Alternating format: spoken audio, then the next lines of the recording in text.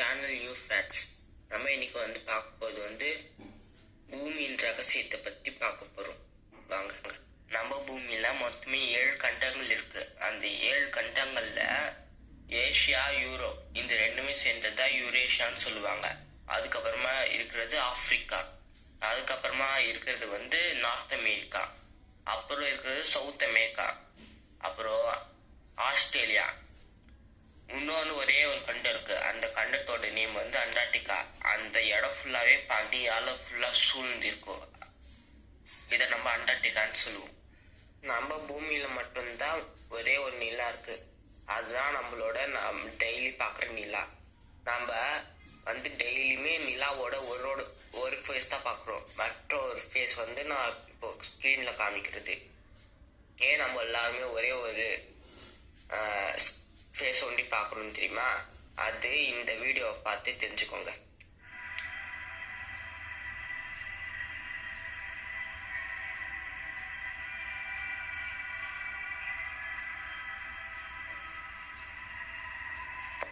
இதுக்கான காரணம் நிலா நம்மளோட பூமியை சுற்றி வர்றதுக்கு வெறும் 29 நாட்கள் தான் ஆகும்.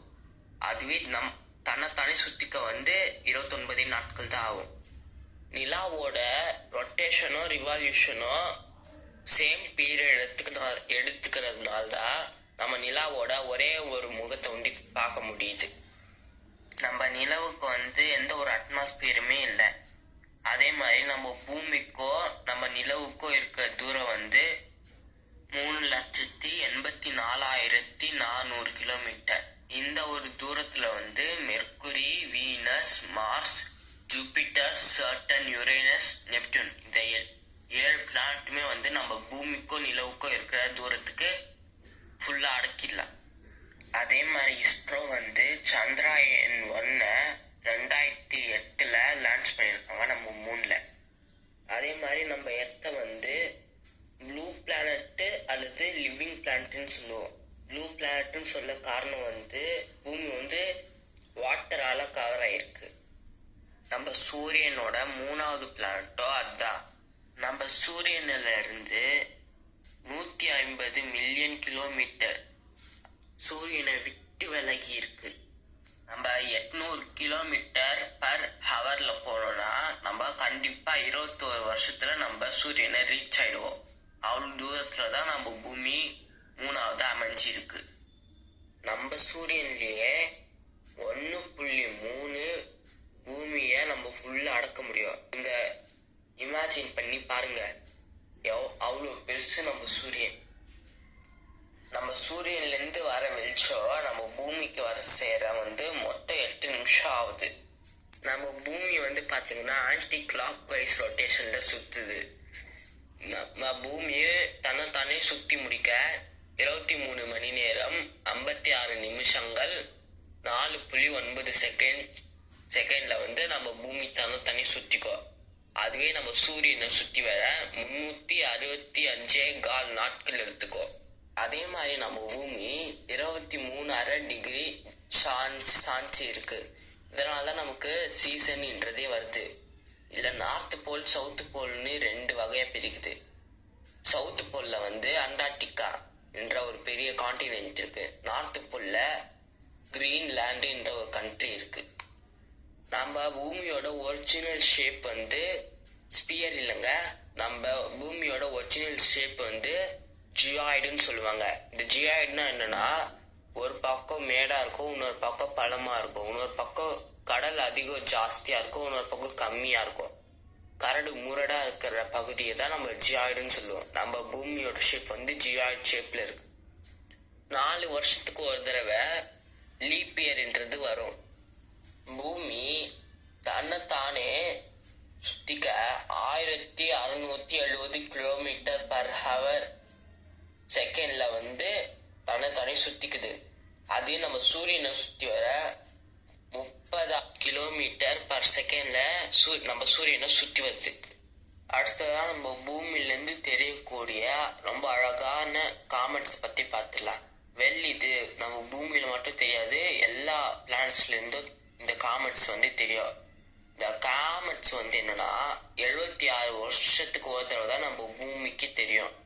லாஸ்ட்ல வந்து 1986 வந்து இந்த காமெட் வந்து தெரிஞ்சிருக்கு. அதே மாதிரி இப்போ 2061 அப்போ இந்த காமெட்ஸை நம்மளால நேராக பார்க்க முடியும். தமிழ்ல இதை நம்ம வால் நட்சத்திரம்னு சொல்லுவோம். இதை நம்ம ஷூட்டிங் ஸ்டார் கூட சொல்லுவோம். அடுத்ததா இப்போ நம்ம பூமிக்கு உள்ள இருக்க கோரை பத்தி பார்த்துடலாம்.